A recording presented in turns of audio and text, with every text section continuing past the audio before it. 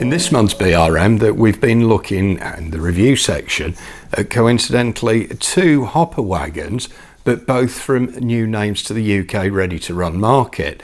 And there's something really quite interesting about this. But first of all, I don't do unboxing videos as such, but that's a box. It's an Accurascale box, and I'm showing you that because I actually think it's really nicely designed.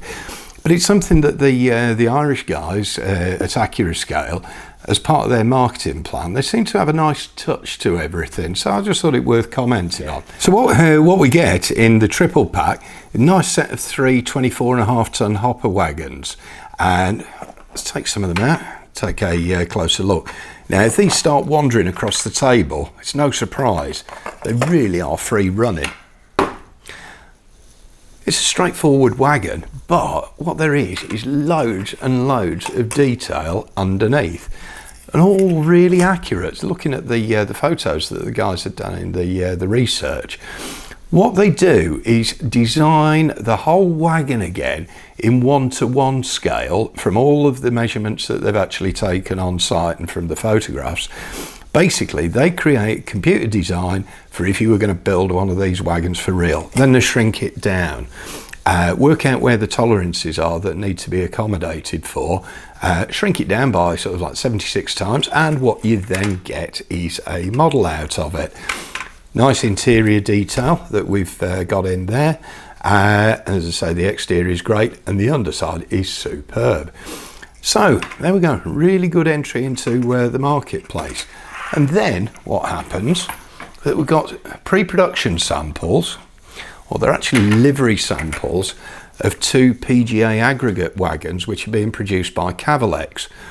Interestingly, this was a crowd-funded project that started off during last year and is now reaching production stage and fruition.